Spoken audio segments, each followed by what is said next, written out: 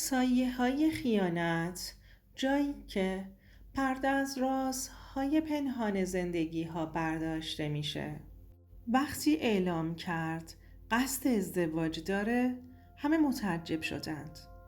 کسی خبر نداشت که این تصمیم تنها برای فرار از خاطره دختری بود که روزی بیخبر رهاش کرده بود.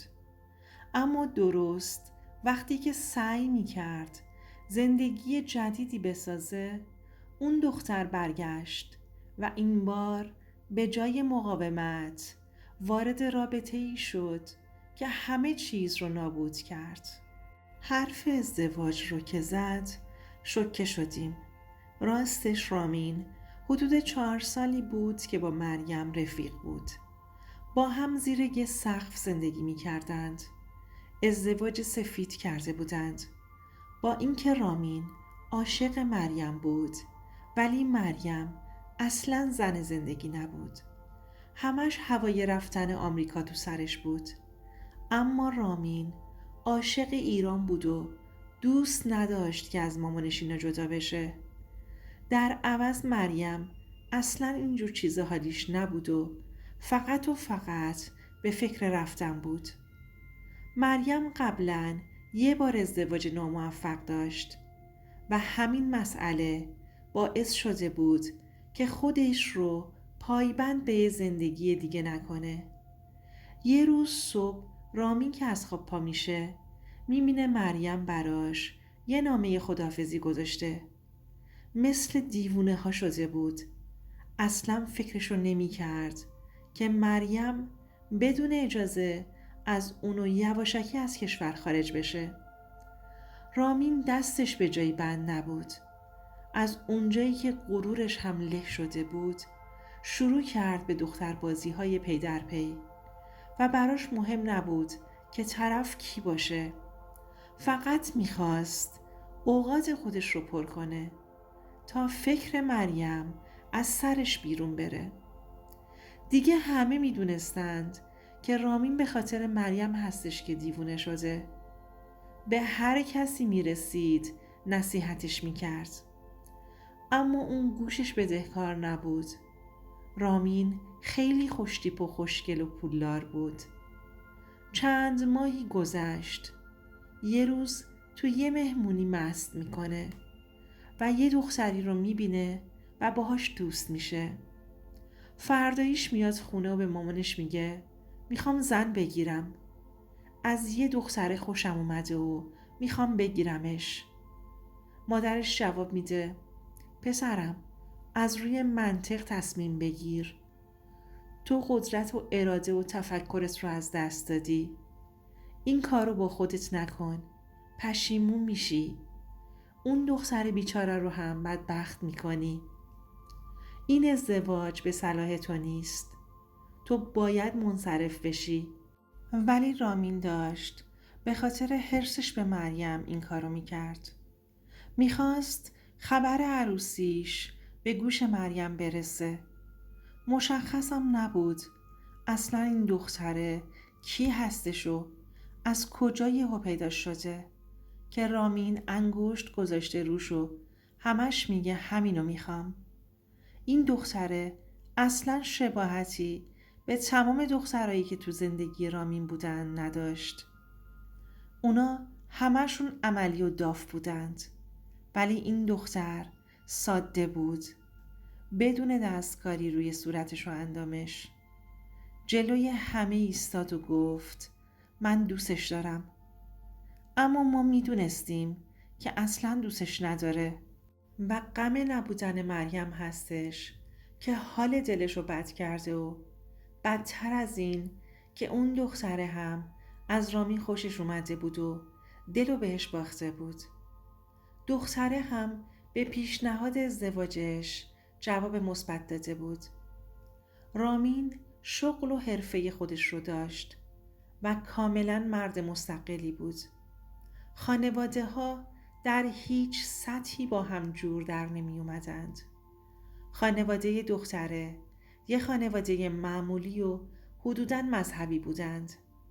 چون شب خواستگاری همشون روسری سرشون بود.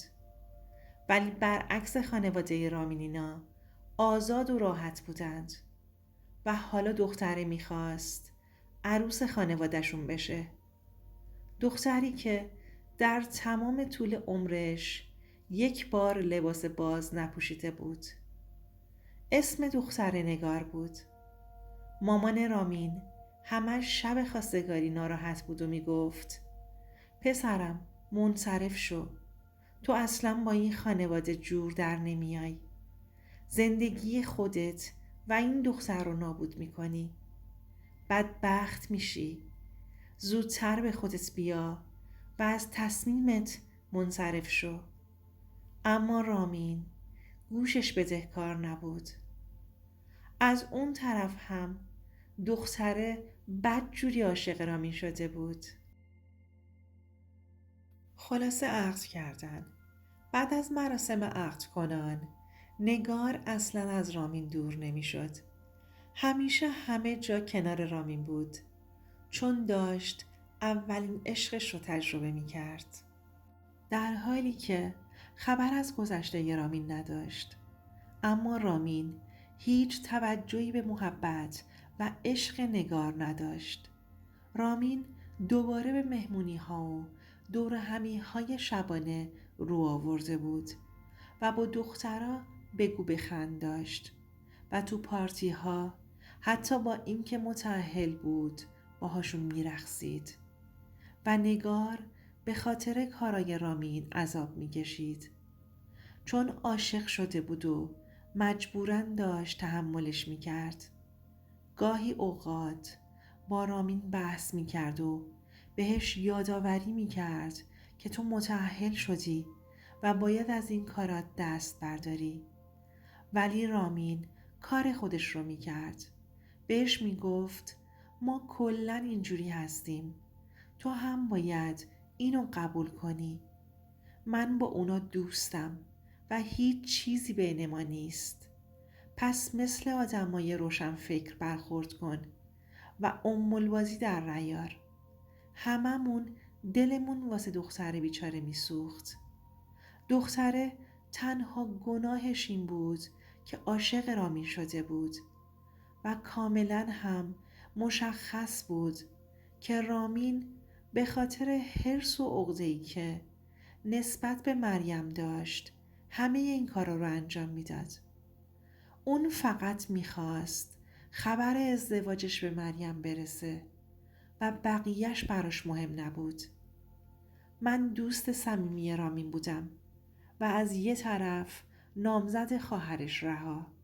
من و رها دلمون خیلی به حال نگار میسوخت و اصلا نمیدونستیم باید چی کار کنیم، چجوری جلوی رامین رو بگیریم. رامین حتی اجازه نمیداد تا نگار اون جوری که دلش میخواد لباس بپوشه. یه روز که نگار میخواست لباس باز بپوشه تا مثل خانواده رامینینا بشه، رامین این اجازه رو بهش نداده بود و میگفت تو که تا حالا لباس باز نپوشیدی، حتی نشستن و بلند شدن با اینجور لباس ها رو بلد نیستی، کل بدنت میزنه بیرون، بعدش منو میبری زیر سوال. لازم نکرده و خودش بدون اینکه اصلاً به متأهل بودنش فکر کنه همش با این و اون در حال لاس زدن بود و باهاشون میرقصید. چند شب بعد تولد رها شده بود. چون خونه رهایینا خیلی بزرگ بود تولدش رو توی خونه براش گرفتیم. تمامی دوستهای رها و دخترای فامیل هم اومده بودند. چند تا از این دخترها دوستای مشترک رها و مریم بودند. نگار هم به عنوان همسر رامین تو جشن حضور داشت. دخترایی که دوست صمیمی مریم بودند همش به نگار نگاه می‌کردند و پچ پچ می‌کردند و گاهی هم ازش فیلم و عکس می‌گرفتند تا برای مریم بفرستند. نگاه بدی هم به نگار می‌کردند. نگار هم از اونا خوشش نمی‌اومد و حس خوبی نسبت بهشون نداشت. کلاً بنده خدا اون شب تنها بود. رامین هم که طبق معمول داشت با همه میخندید و میرقصید و خوش میگذروند، اصلا توجهی به زن خودش نداشت. رها و مامان رامین کنار نگار بودن تا تنها نمونه و از تنهایی ناراحت نشه. مامان رامین از کارای پسرش هرس میخورد و زیر لب غرغر میکرد. نگار اون شب به خاطر کارای رامین خیلی سرسنگین بود. از درون هرس میخورد. رفتم جلو به نگار گفتم چرا تنهایی؟ پاشو برقص، تو هم شاد باش و از زندگیت لذت ببر. اما با نگاهی که پر از غم بود بهم گفت حال رقصیدن ندارم. بعد از چند لحظه که گذشت رفت یه لباس کاملا باز پوشید و اومد. دستمو گرفت و گفت با من میرقصی؟ منم که تو رو در بایستی مونده بودم بهش گفتم با دخترا برقص، من که رقص بلد نیستم. گفت اشکال نداره، میخوام با تو برقصم. به ناچار بلند شدم. شروع کرد به رقصیدن. انگار با حرص میرقصید. حرکاتش لوند بود. انگار از سر لجش لباسش رو عوض کرده بود و اون جوری میرقصید، طوری هم خودش رو میلرزوند و میچرخوند تا تمام اندامش از لباسش بزنه بیرون. احساس کردم باید برم بشینم سر جام، چون میدونستم اگه رامین این صحنه رو ببینه دعوا را میندازه و منم دنبال حاشیه نبودم. از طرفی هم دوست نداشتم نامزدم از دستم دلخور بشه، ولی نگار همچنان به رقصیدن خودش ادامه میداد. انگار مست کرده بود چون حالت طبیعی نداشت. دلم براش میسوخت. دختر بیچاره به خاطر نادونی رامین به چه حال و روزی افتاده بود. وقتی مهمونا رفتن آخر شب نگار و رامین دعوای سختی گرفتند، طوری که نگار وسایلهاش رو جمع کرد و رفت خونه باباش. تا چند وقت هیچ کدوم از هم دیگه خبری نداشتند. من و رها هر کاری کردیم تا آشتیشون بدیم نمیشد. رامین هم براش مهم نبود.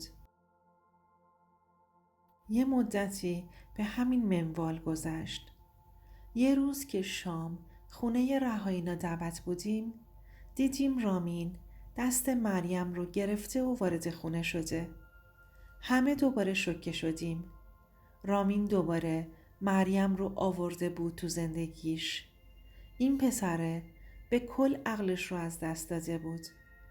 با اینکه الان متأهل بود ولی دوباره برگشته بود سمت مریم و اونو وارد زندگیش کرده بود.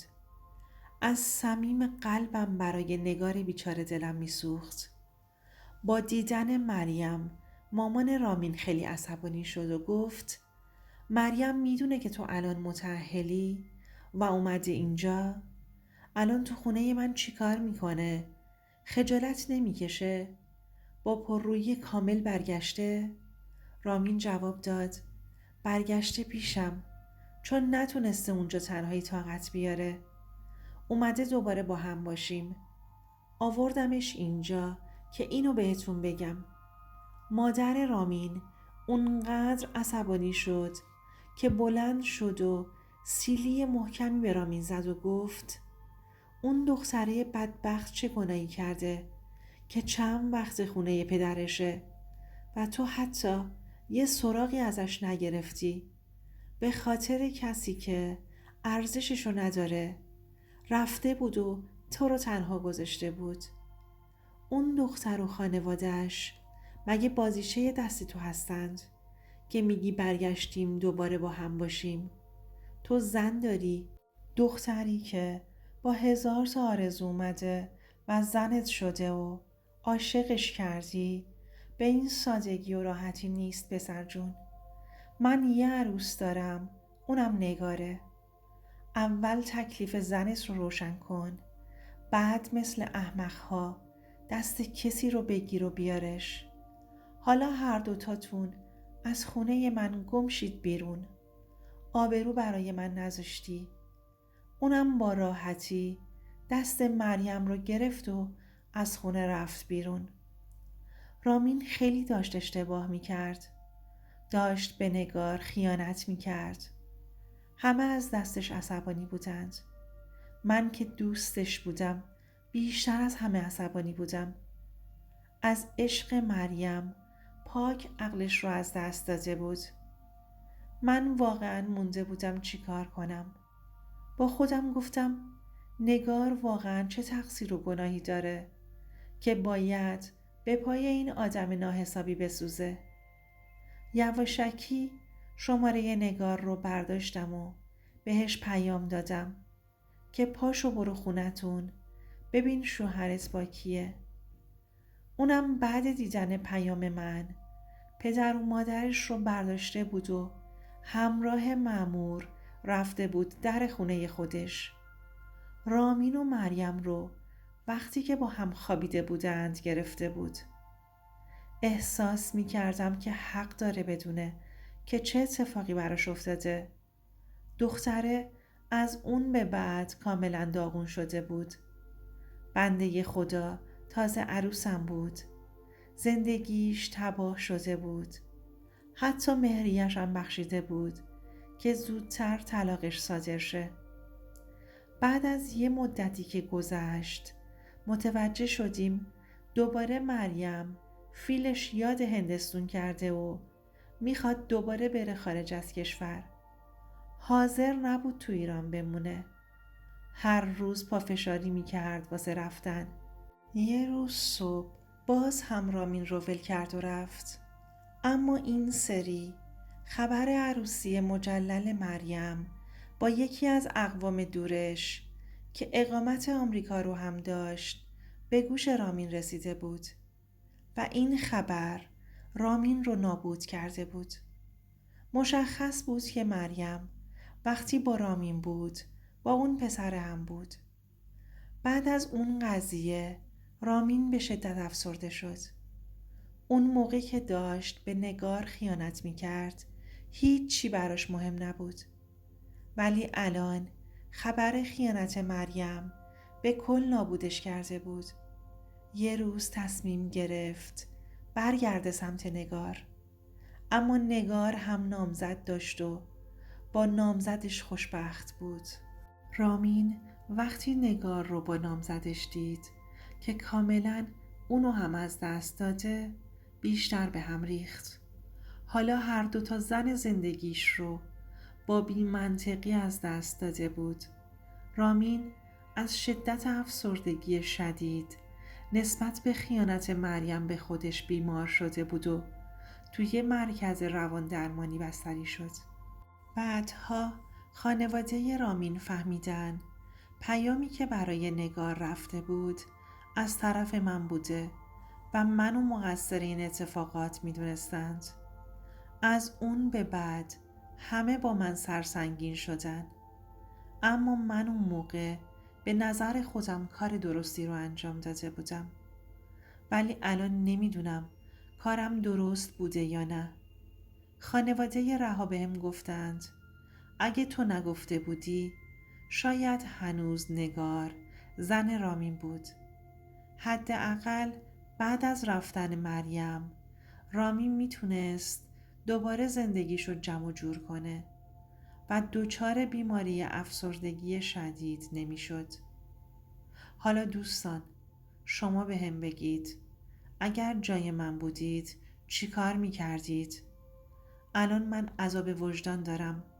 هنوز همه منو مقصر میدونن. شما بگید که کارم درست بوده یا نه. اگه این داستان تاثیرگذار بود و احساس میکنید که ارزش دیده شدن رو داره کانال رو ساب کن و ویدیو رو با دوستات به اشتراک بذار تا این ویدیو بیشتر و بهتر شنیده بشه.